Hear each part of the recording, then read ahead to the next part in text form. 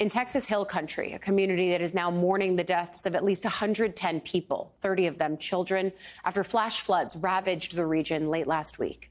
Today, 5 days after those deadly storms, Texas Governor Greg Abbott says more than 160 people are still missing in the Kerr County area alone, which saw some of the worst of that fatal flooding. But the governor vowed not to give up the search. Know this: we will not stop until every missing person is accounted for.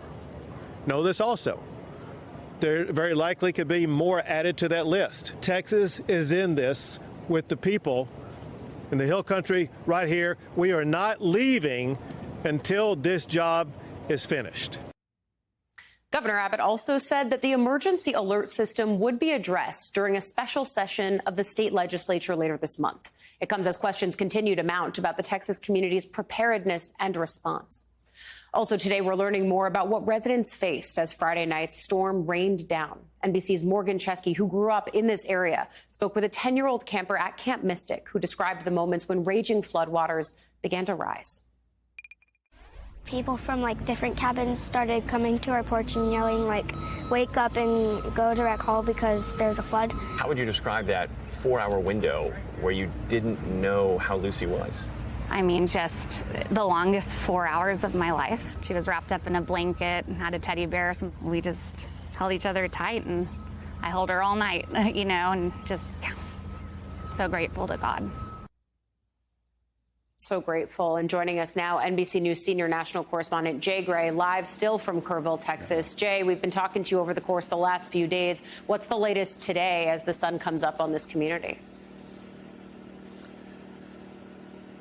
Look, I'm going to tell you, Allie, the news yesterday that more than 160 here in Kerr County alone, a gut punch to this community that's already reeling. We know that teams back out and back at it today, and they're going through areas like this along the Guadalupe River. You can see the debris that's piled up here, the trees that have been pushed over, and so they're sorting through all of this. They're going to start removing some of this in the hopes of finding some of those who are missing. In this spot late yesterday, they pulled a car from under the water, and so this is just a process that's going to continue. The governor talked about staying here until everyone is found, and how are they going to do that?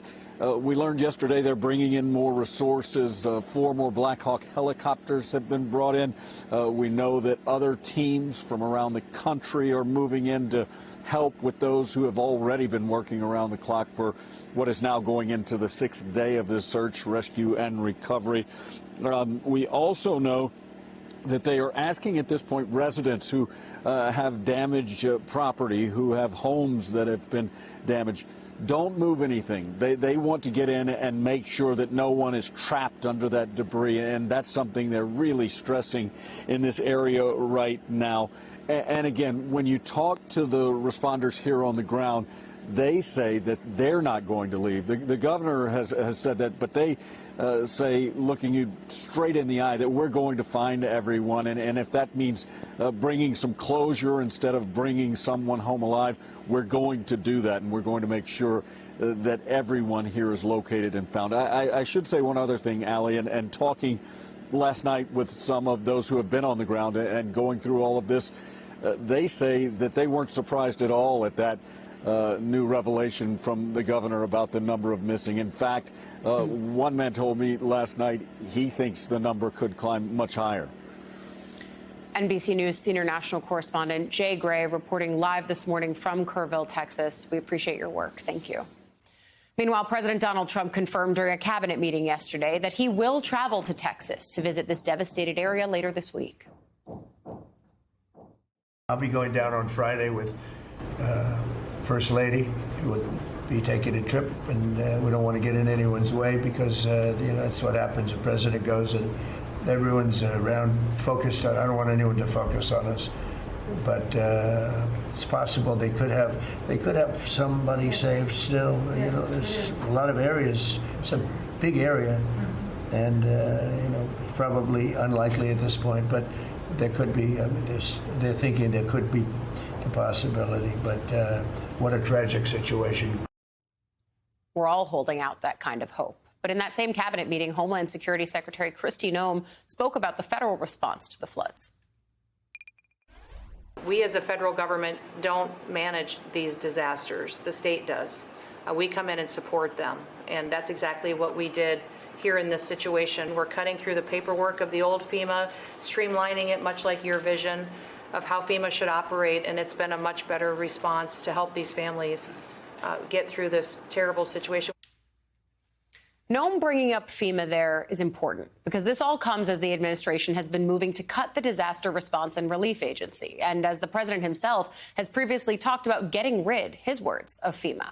But in the immediate aftermath of the catastrophic Texas flooding, the president is avoiding talk now of scrapping that agency, telling reporters over the weekend that it isn't the right time to talk about it. And when asked on Monday whether the president was reconsidering his plan to eliminate FEMA, White House Press Secretary Caroline Leavitt told reporters it was, quote, a policy discussion that will continue.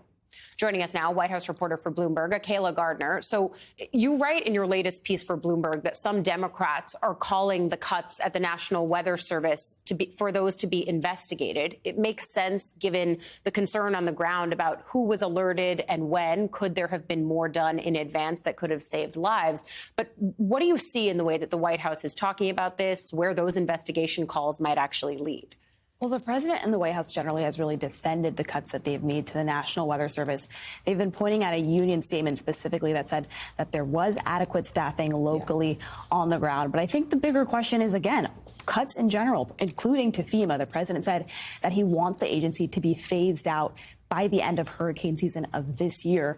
He has not ruled that out yet. As you said, that he's been avoiding talking about it. So you can assume that that is still the plan.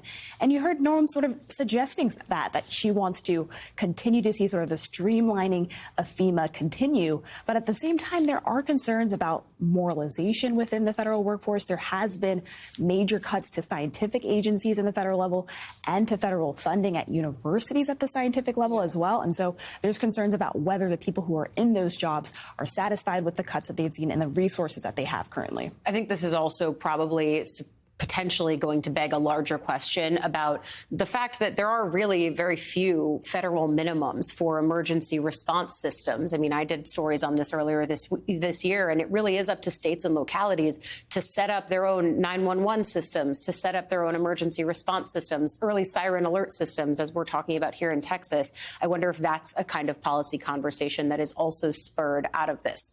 But